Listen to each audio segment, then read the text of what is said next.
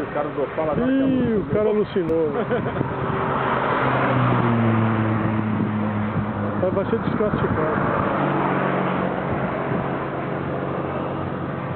Se eu filmar o carro do dono da coisa, senão ele vai ficar bravo comigo, né? Você fica todo no mesmo jogo.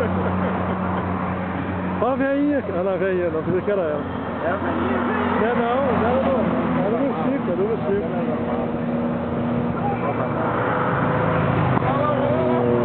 Ei, cara, eu nem vi, passou a perto do carro. Vai ficar puto. Pô, tem um sacana, hein, meu? Esse bicho é bom, hein? Sacanagem pra caramba que o carro dele tá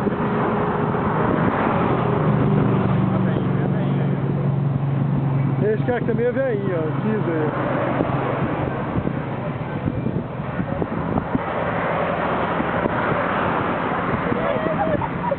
Vou pegar aquele TKB feio lá. Cadê ele? Saiu, é? Não tá mais aí, não. Aí.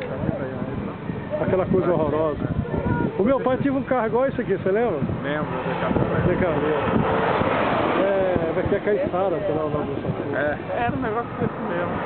Caissara não. Não, era outro nome. Mas era parecido com isso, né? Era...